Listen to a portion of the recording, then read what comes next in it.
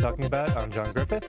I'm Cara Kilduff, and we are being joined by someone I picked up on the 7 train. No, stop. We're being joined by a fabulous. That was last month. Stop telling my business up in this show. I'm trying to introduce our guest. No, it's because of you. Our first guest is a fantastic New York City comedian, actress, writer, fabulous person all around. Leah Bonnema, welcome to the show. Thank you for having me. Thank you. So, can we talk about the baby food that's in your bag? We're going right to this. Can we just get that right out of the way? All right, we'll get it out of the way. We were waiting for the train. We had train trouble, and I said, "Oh, I have a banana in my bag." And Leah looks at me and says, "I have baby food in my bag. You're jealous." So I carry baby food because it's a great snack, and it doesn't get bruised, and it's kosher, and organic, and wheat free, and it says ages 2 and up, which I am. Okay, that was going to be my next question. And you can mix it. It's like strawberry peaches, and it's just perfect. And for some reason, it really bothers. It doesn't bother. I think it's funny, but you know, it's just. Well, it's not as multi-purpose as a banana. Yeah, but a banana can get smushed. Like you could smush the banana all over your phone, and then the sperm would be like, "I don't cover banana smush." Yeah, she did have a point. She's like, "My fruit in a jar is gonna last longer than your banana." It's true. Like, what if all of a sudden we got caught on the train and it was like World War III, and we were stuck on that train for like 5 years? Who's still gonna be eating me? This banana is gonna be like mud and mold. You. Mine. And who's gonna share it? Not me. I'll be like, "Fucking told ya." That's what you get. Stupid. Leah is a fantastic comedian, and but you're also into one-woman shows, storytelling. Yes. Yes. It's weird to interview you because, like, I know you from, you know, just being around, and to actually sit and talk about your stuff is just, it's a little strange. Well, I've never met you, so how you doing? I'm good. So how long have you been? How long have you been performing? I've been doing stand-up for 5 years. Before that, though, I was like in a spoken word group, actually. Okay. Well, define that because that's kind of vague-ish. There was 6 of us. We did a show on words of the civil rights movement, and then we also did a show at La Mama where we all wrote our own stuff and like weaved them in and out. Is so I've always poetic liked or yeah, comedic? no, all poetic, but I've always liked storytelling. And that's sort of the thorough line of all the different things I want it to be. Well, one of the quotes that I found about referring to you is the importance of storytelling and the power of embracing difference. And I really like that because I know you as a comic, and like we always joke around, but that really stuck out to me. That, you know, that I think that is important. So I mean, what informs what informs your viewpoint? Like, where are you coming from? Like, as far as your stand-up goes. I think my viewpoint is, well, I'm from a really rural area, which I think is definitely, like, people say, oh, it's a small town, but it is different, like, from a small town. And then I came from, like, hippie parents who were self-employed artists, and left you in the basket. They put me on a river, and they were like, she's going to be the queen of Egypt. Let her free. And then I love matzah. But we don't have matzah in Maine. They'd be like, what? But, and then I majored in women's studies in college, and I traveled a lot, and then I moved to New York City, so I think all these different things. And I love talking to people. I'll talk to anybody. I even talked to this guy for 2 hours because he told me he was Jesus, the second coming, and I didn't want to, like, I was like, oh, no. Yeah. You know, you don't want to risk it. Like, I'll talk to anybody, but then he started talking about his, you know, male genitalia, and I was like, you're not Jesus. Was this in L.A.? No, this was here. Okay, because, yeah, I saw Jesus in L.A. I waited it out 2 hours, because I don't want, you know, you never know. 2 hours? Yeah, I did. You are crazy. I mean, I just picked my eye on television. That's yeah, so you did. Cool. You did. You're just. I'm sorry. You're very free. It must be from your upbringing. No, but I do love the fact that your background is in women's studies, and then you get on stage and you say these things that are just like, what did she just say? I don't know. You're just one of my favorite comics, and even just in regular conversation, Leah is hilarious and just. No, wait, you do have a show. This is like kind of the reason why I was talking mentioning the women's studies, the Rosie the Irreverent show. I do a show, Rosie the Irreverent, once a month at Ochi's Lounge, which is downstairs comics. Okay. And it's, you know, Rosie from Rosie the Riveter. That's 14th and 9th. 14th and 9th, yes. From Manhattan, New York for the between the 8th world and 9th, closer to 9th and downstairs, where the bathrooms are. So if you were like, I want to pee on the second Friday of the month, you could also listen to my show because they pipe the comedy into the bathroom.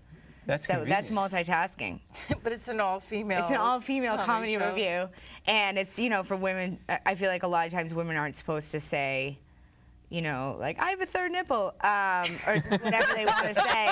Like, we're supposed to be more ladylike, and I think it's or, you know, when women are like really dark, they're always like, she must be really depressed, or like her, you know what I mean? It's like, no. She must be single. Yeah. Nobody loves her. She's not getting any. You know what I mean? But it's. She's on her period. Yeah. So it's a place for women to express themselves. Is that important for you? Expressing myself?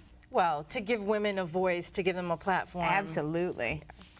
Because, you know, it's a boys' club most of the time in stand-up, so it's... I'll sneak away. No. No, you're a homosexual, you stay. You're fabulous. And you studied in Hungary? I did. I lived in Hungary for almost a year. Why? Is that the epicenter of women's studies? It is. It is. There is a huge... No, I went to high school there. Okay. You did? For how long? For almost a You year. said a year. Duh. Did you learn how to speak the language at all? I learned all the swear words. Of course. And I knew, like, where's the train, how much if I had to drink, you know, key. I knew my address, get me home. I knew, like, how are you? I did all right. And I took, like, math classes in Hungary. It was a bilingual school, and so I took English as a second language, and I got a B in it, which is horrific. And then I took, like, math and chemistry in Hungarian, because since it was mostly numbers. So you're a world traveler. You're so well-rounded. Stop. You are. You have such an interesting background, interesting story. You're from Maine, for Christ's sake, way up there in Maine. And I asked Leah on the way here, Leah, did anyone ever call you Leah? Leah, get in the car. Leah, get in the car. Oh. That's wicked cool. Oh my God, wicked. Wicked awesome. We had this happen when I think when Leah Doobie was on the show. Oh my God, wicked. What was I gonna? I just totally forgot. I had an ADD moment. Asked on the train. You were saying something on the train, which is I don't know. Oh, how did you avoid having that accent, the Maine accent? My parents are originally from Pennsylvania, so they don't have the accent. They have a different one. They do. And I didn't pick that up. Pennsylvania is like, are you from Pennsylvania? No. And you're not from Pennsylvania. It's like the worst state. Like you cross the border and it's like, I'm in a shit void. Did you notice that everything bad happens in Pennsylvania? I just hate that state. I had to drive through it to get to only thing that came, well, that's not true. There's Hershey's Park, which has chocolate in it. Chocolate is good. So Pennsylvania, noodles and chocolate. Noodles? Egg noodles. Oh. I don't want to eat that. Sorry, this is where my middle comes from.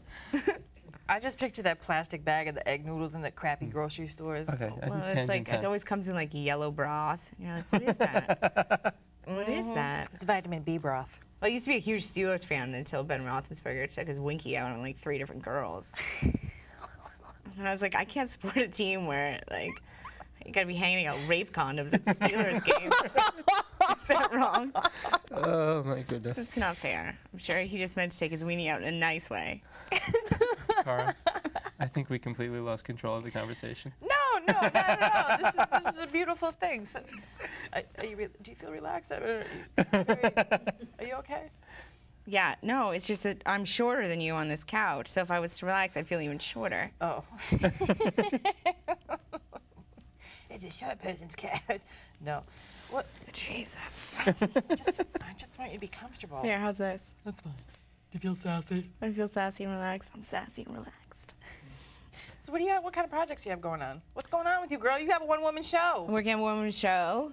It's called Mom in a Coma, a comedy, which sounds not funny. but like that's what I really like about comedy. I feel like comedy is the use of comedy is to take really hard times and try to find the funny in them, because we all go through hard times. And I feel like if you can't laugh about it. I think in any comedy, the element of truth is very important, and that's the truth. Yeah, I agree with that totally.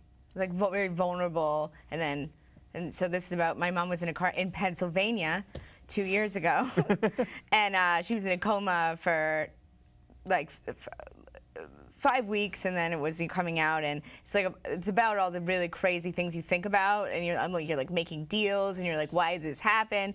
And it's some of it's really funny, like the things that you make up in your mind, like because the way I was raised, I was like, this happened because I did something wrong. So I was like, does this happen because I slept with too many people in college? You know what I mean? You're just like, why is my mother in a car accident tonight? And then I was sure it's because I said Jesus Christ all the time. I was like, I didn't mean it. I was joking around. But I wrote it and I did it at the Pit, and then I'm trying to get it back up this fall. How long did it take you to write? Almost a year. But I think it's really good. I think it's like one of the most things I'm proud of, because or one of the things I'm most proud of, because I feel like it's really vulnerable and it's honest, and there's like hard times, and then there's good times, and I try to make sort of fun of my own, however people deal with things, however people learn how to deal with things. It's our own neuroses is kind of funny. You know what I mean? Yeah. Like I literally ate like 80 bagels, just like waiting for my mom to wake up. I'd be like, are there any more bagels and dairy products? Like, can I shove? And I'm lactose intolerant, so it's hilarious. But not right now. You guys, like, I feel so bad for this girl. Maybe we should set her up with a therapist. I have one, but that's a show that I'm working on right now. Baby food? They didn't have baby food. Had I had baby food in the hospital, it might have been less of an ordeal. I also host the Uncensored shows on Fridays and Saturdays at Broadway Comedy Club on Fridays, and Saturdays at New York Comedy Club at 10 o'clock. One of the things I really like about you as a comic is, and as a person, if you spend any time talking to Leah, you're so smart and just like so quick. Bam, bam, bam, bam, bam, bam, bam. I love all the compliments on the show. It's true, though. I mean, that's one of the things, like, to be a stand-up comic, you can't be a dummy. A lot of hard work goes into it. Into writing your jokes and whatnot, and it's such a privilege to know all these people that are so smart, like not to give ourselves a pat on the back, but yeah, you're smart, and it's so obvious, like in your writing. And so I am curious. I really want to see your one-woman show when you throw it back up again, because it's going to be good. Thank you. It's going to be good. Working on it. So where can people learn about you aside from this show? My website, which is www.leahbonnema.com. Spell that out. LeahBonnema.com. And you can follow me on Twitter, which I think you should do. I enjoy my Twitters. Do you? Yes. Stop it, you do not. Stop it. I would know you because I have like 2 followers. I'll tweet you're not you during one the of them. Are you on the Facebook? I am on the Facebook, but I'm really tired of the Facebook. Really? I'd like to go to Twitter. So I feel like you write like... You link the two and you just go on the Twitter and it automatically goes to the Facebook. I don't Twitter the same things I Facebook, because I have like people that I think I'm a respectable person on Facebook. I don't want to ruin it for them. Whereas the Twitter people are just like, this girl's a mess. Yeah, we're kind of nasty on Twitter. You are hilarious. Like, whatever. I could just listen to you talk and talk. The train ride out here was so pleasant, because usually I do it by myself and I play solitaire on my BlackBerry the whole time. She actually beat up a man on the train. Stop. Okay. She didn't really beat him. She just sort of elbowed him to get to a seat. But then she was like, he deserved it. He was standing in the middle of the train, like just standing there. In the doorway. Like there wasn't 80 people that needed. I think that we should dress up as superheroes and like beat people that have no manners. How awesome would that be? Like the people that stand there are like what are you doing? There's 80,000 people trying to move. He just stood there taking his time trying to get a seat. Thank you for justifying my... He had no manners. Yeah. No manners. You feel better now?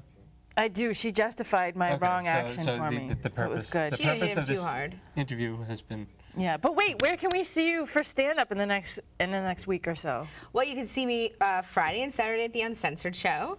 At Broadway Comedy Club. At Broadway Comedy Club on Friday and New York Comedy Club on Saturday. And you can see me Friday the 13th, scary, at Ochi's Lounge for Rosie the Irreverent, and you Okay. can even listen to it from the bathroom.